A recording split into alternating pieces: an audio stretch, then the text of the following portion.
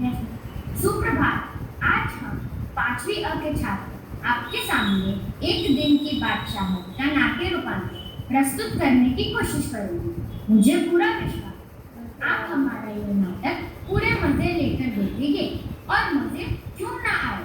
हमारे नाटक में इतने दिलचस्प किरदार जो है अम्मी, भैया, अब्बा, दादी, आपा और हमारे प्यारे आरिफ और सलीम।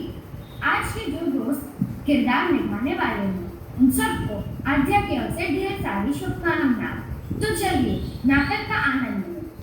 हमारे आज के कथाकार यानी कि नरेटर बनेंगे महर्ष, सलीम बनेंगे परिके, आरिफ बनेंगे अर्नव, दादी बनेगी प्रत्युषा, आपा, दीदी, बड़ी बहन बनेगी साइना, अब्बा जान बनेंगे अक्षय, अम्मी जान बनेगी दीप्ता, भैया बनेंगे धीमही और खानसामा बनेंगे अच्छे अच्छे पकवान बनाएंगे सौम्य। तो चलिए प्रस्तुत है एक दिन की बादशाह। आरिफ, सलीम, चलो फौरन सो जा। अम्मी की आवाज एक उस वक्त आती थी जब वे दोस्तों के साथ बैठे हवाले गा रहे होते थे या फिर सुबह बड़े मजे में आइसक्रीम खाने के सपने देख रहे होते थे कि अप्पा आपा झिंझोड़ कर जगा देती। जल्दी उठो, सुबह हो गई है, स्कूल का वक्त हो गया है। दोनों की मुसीबत में जान थी। हर वक्त पाबंदी, हर वक्त तकरार, अपनी मर्जी से जो भी ना कर सकते थे। कभी आरिफ को गाने का मूड आता तो भाईजान डांटते। चुप होते हो या नहीं, मेंढक की तरह टकराए जाते हो। बाहर जाओ तो अम्मी पूछती। अरे बाहर क्यों गए? अंदर आते तो दादी चिल्लाती। अरे मेरा दिमाग फटे जा रहा है शोर के मारे। अरे दरिया, जरा इसको बाहर भाग दे। जैसे बच्चे न हुए मुर्गी के चूजे हो गए। दोनों घंटों बैठकर इन पाबंदियों से बच निकलने की तकनीक में सोचा करते। उन दोनों से तो सारे घर को दुश्मनी हो गई थी। लिहाजा दोनों ने मिलकर एक योजना बनाई और अब्बा की खिदमत में एक दरखास्त पेश की कि एक दिन उन्हें बड़ों के सारे अधिकार दे दिए जाए और सब बड़े छोटे बन जाए। कोई जरूरत नहीं है घर में उधम मचाने की। अम्मी ने अपनी आदत के अनुसार डांट पिलाई, लेकिन अब्बा न जाने किस मूड में थे कि न सिर्फ मान गए बल्कि यह इकरार भी कर बैठे कि कल दोनों को हर किस्म के अधिकार मिल जाएंगे। अभी सुबह होने में कई घंटे थे कि आरिफ ने अम्मी को झिंझोड़ डाला।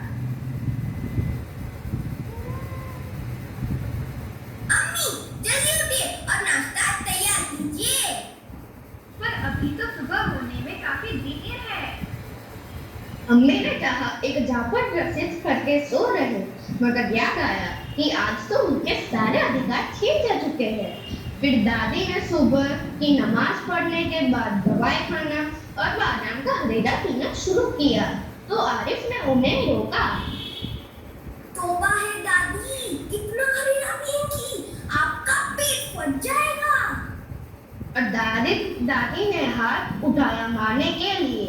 नाश्ता मेज पर आया तो आरिफ ने खानसामा से कहा, अंडे और मक्खन वगैरह हमारे सामने रखो, दलिया और दूध बिस्कुट इन सबको दे दो।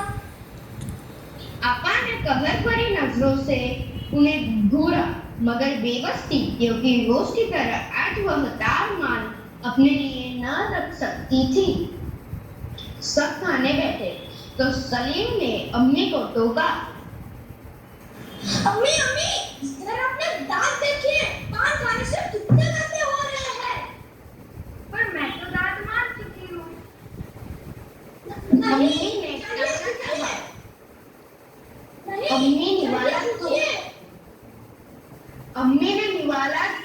अम्मी ने निवाला तोड़ चुकी थी, मगर सलीम ने जबरदस्ती कंधा पकड़ा, उन्हें उठा दिया। अम्मी को गुजर खाने में जाते देखकर सब हंस पड़े, जैसे रोज सलीम को जबरदस्ती भगा के हंसते देखते थे। फिर वह अब्बा की तरफ मुड़ा।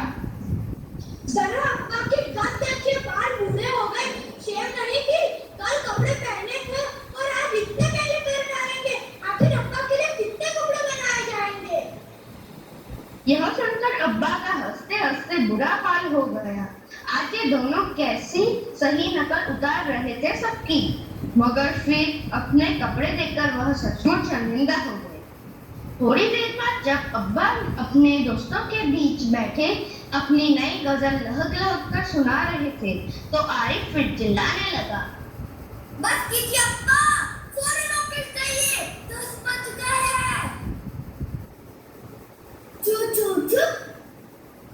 अब्बा डांटते डांटते रुक गए। एक असीर से गजल की अधूरी पंक्ति दांतों में दबाए पांव पटकते आरिफ के साथ वो लिए, रजिया, जाए मुझे 5 रुपए देगा जरा।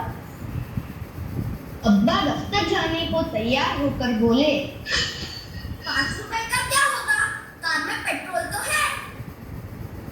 आरिफ ने कुनक कर अब्बा जान की नकल उतारी।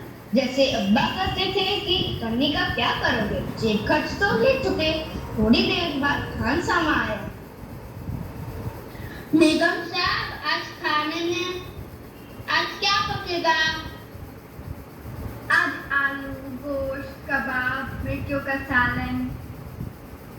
अम्मी ने अपनी आदत के अनुसार कहना शुरू किया, नहीं, आज ये चीजें नहीं देगी। सलीम ने किताब रखकर अम्मी की नकल उतारी। आज गुलाब जामुन, गाजर का हलवा और मीठे चावल पकाओ। लेकिन मिठाइयों से रोटी कैसे खाई जाएगी? अम्मी किसी तरह सब्र ना कर सकी।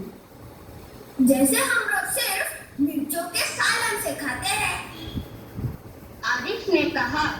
दूसरी तरफ दादी किसी से तू मैं किए जा रही थी। ओफो, दादी तो शोर के मारे दिमाग पिघला दे रही है। आरिफ ने दादी की तरफ दोनों हाथों में सिर थाम कर कहा। इतना सुनते ही दादी ने चीखना चिल्लाना शुरू कर दिया कि आज ये लड़के मेरे पीछे पंजे झाड़ के पड़ गए हैं। मगर अब्बा के समझाने पर खून का घूंट पीकर रह गई। कॉलेज जाने का वक्त हो गया था तो भाईजान अपनी सफेद कमीज को आरिफ और सलीम से बचाते दालान में आए। अम्मी, शाम को मैं देर से आऊंगा। दोस्तों के साथ फिल्म देखने जाना है। खबरदार! आरिफ ने आंखें निकालकर उन्हें धमकाया। कोई जरूरत नहीं है फिल्म देखने की। इम्तिहान करीब है और हर वक्त सैर सपाटों में घूम रहते हैं आप। पहले तो भाईजान एक करारा हाथ मारने लगे, फिर कुछ सोचकर मुस्कुरा पड़े। लेकिन हुजूर आली दोस्तों के साथ खासकर फिल्म देखने की बात पक्की कर चुके हैं, इसीलिए इजाजत देने की मेहरबानी की जाए। उन्होंने हाथ जोड़ के कहा, बना करें बस, मैंने एक बार कहा। उसने लापरवाही से कहा और सोफे पर दराज होकर अखबार देखने लगा। उसी वक्त आपा भी अपने कमरे से निकली। एक निहायत भारी साड़ी में लटकती लटकती बड़े ठाठ से कॉलेज जा रही थी।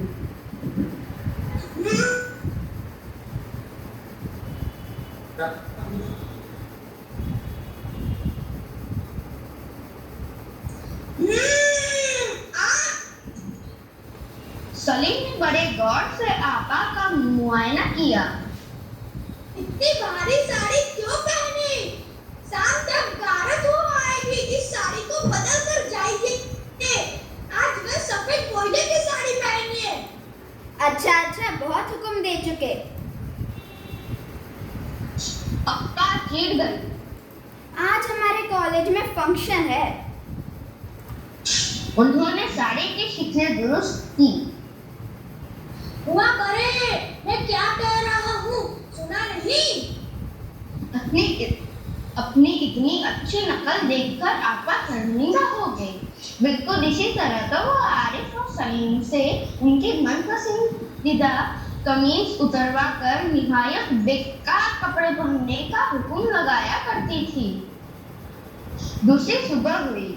सलीम की आंख खुली तो आपा नाश्ते की मेज सजाए उन दोनों के उठने का इंतजार कर रही थी। अम्मी खानसामा को हुक्म दे रही थी कि हर खाने के साथ एक मीठी चीज जरूर पकाया करो। अंदर आरिफ को गाने के साथ भाईजान मेज का तबला बजा रहे थे और अब्बा सलीम से कह रहे थे,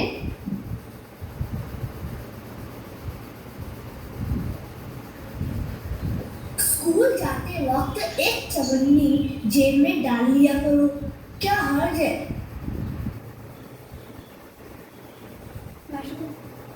धन्यवाद। धन्यवाद।